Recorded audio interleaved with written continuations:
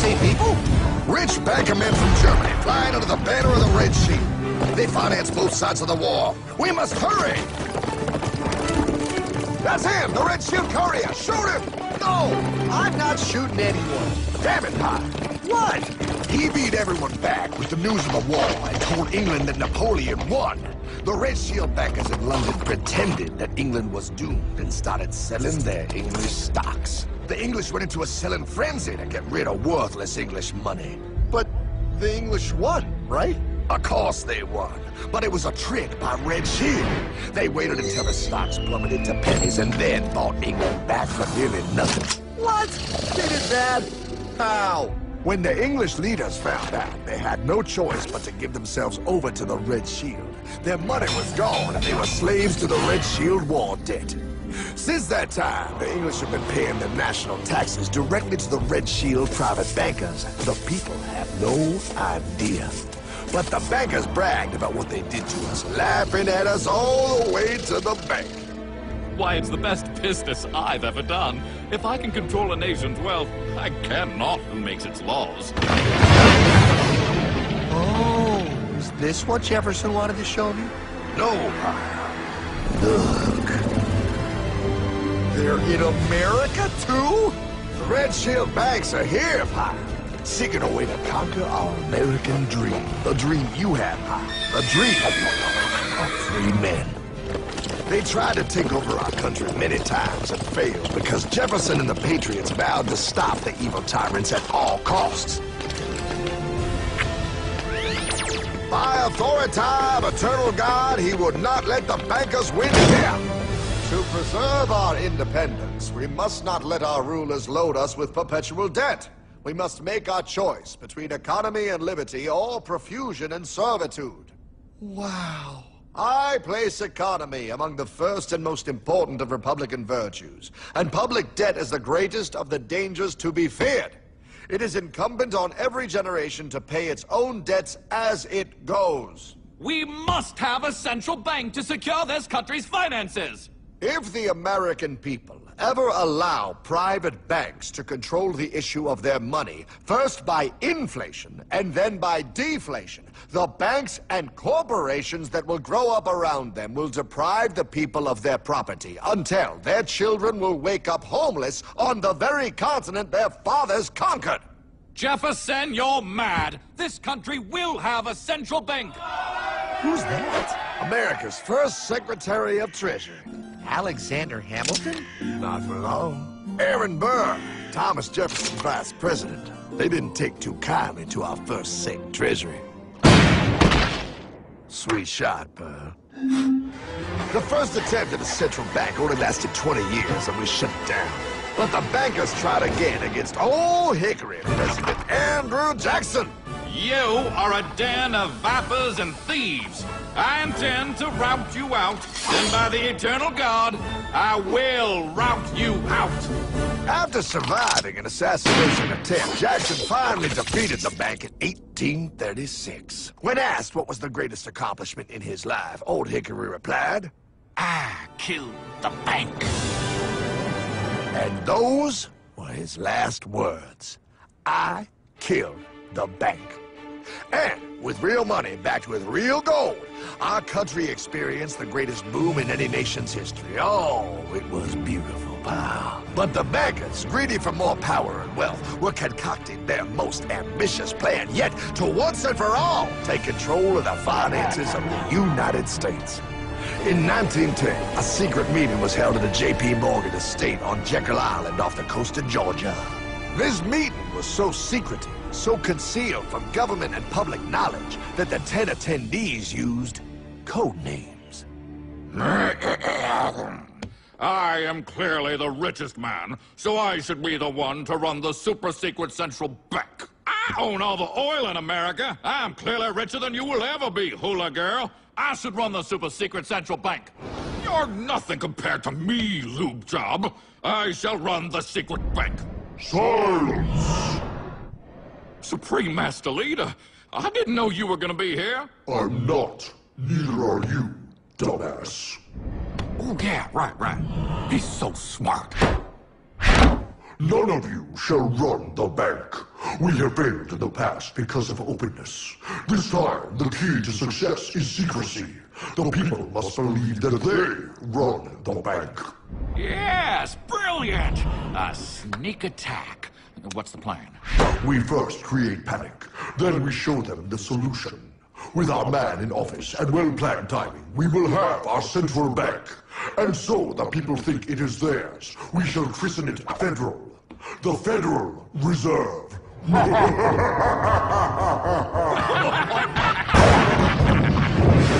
They struck on December 23rd, 1913. When most of our Congress were at home eating fruitcake, these bastards, I mean bankers, presented their treasonous act to their newly elected accomplice, Woodrow Wilson, who had fortuitously already agreed to sign it before he was even elected. Wait, the IRS? I thought we always had the IRS. No, pal. They did this to us too. The Fed now has the exclusive power to print America's money. They loan this money to our banks and our government at interest, putting immediate debt on our own money, printing more and more, so each dollar they print becomes worth less than the one before.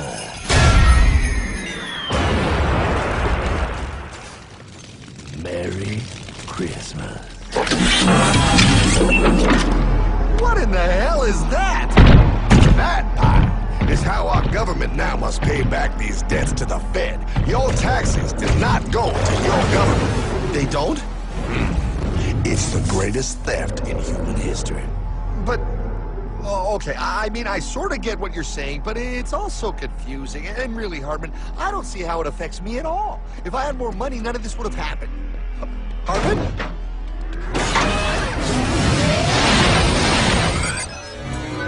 1955? Wow, what are we doing here? Oh, a little bit of shopping. Here, hold this.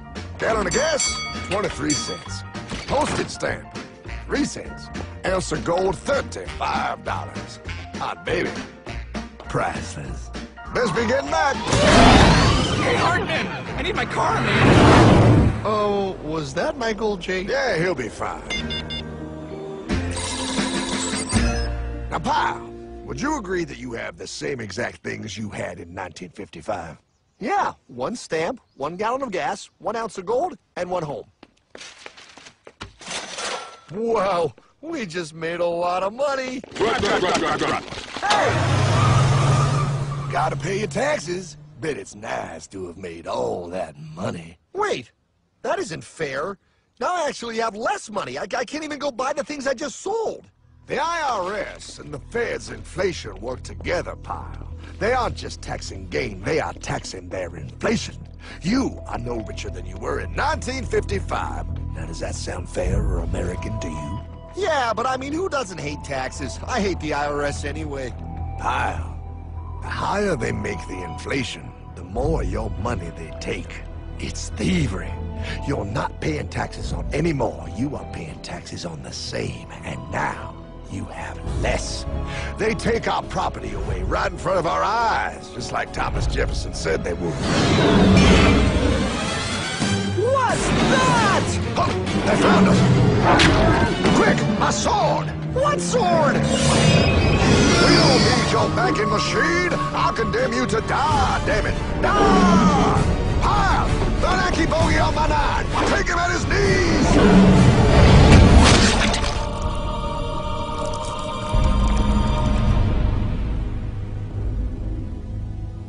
For we are opposed around the world by a monolithic and ruthless conspiracy that relies primarily on covert means for expanding its sphere of influence. What's happening? Where am I? I believe perhaps you understand now, pal, but you are afraid. JFK. Hartman, what does this have to do with my house and my dog? Oh, okay, that's enough. I want to go home now. This is the last president to stand up to the Fed. You must see. On June 4, 1963, President Kennedy signed Executive Order 11110. This executive order empowered the U.S. Treasury to issue real money without the Fed. It would have worked. Kennedy's plan to dismantle the Federal Reserve machine had begun. 6 months later, John F. Kennedy went to Dallas and never return. No way. No way they could do that. The new president, Lyndon Johnson, threw out Kennedy's order. And since JFK, no president has dared confront the secret powers behind the Federal Reserve. They consolidate bigger and bigger banks, print more and more money, accountable to no one, decimating our nation's wealth for the benefit of a few. Why? Why do this? If they hurt us, it hurts the global bankers too. No, Pyle. They are protected. They are too big to fail. But I'm not. Those sons of bitches! Sons of bitches all.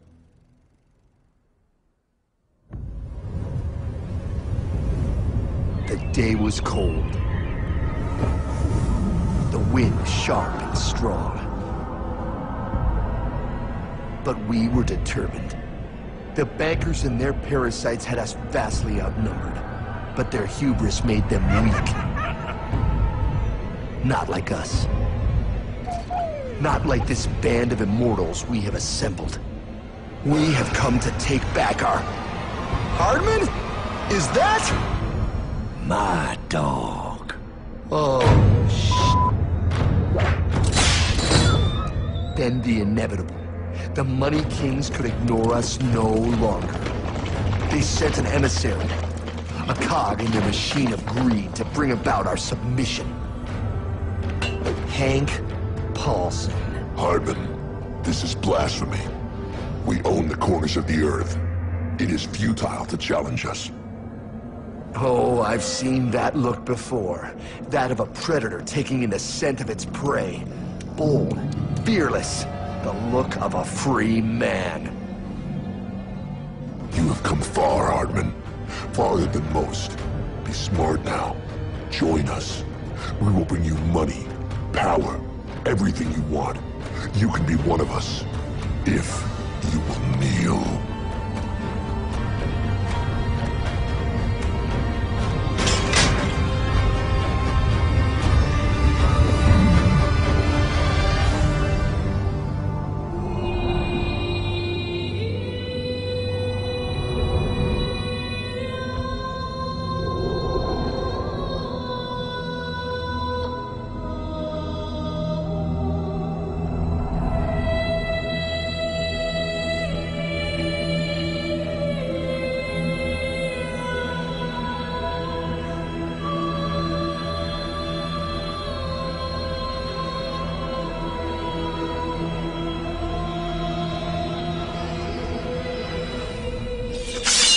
Madman.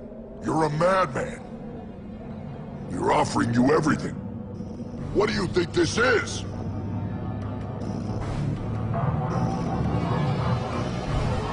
This is America!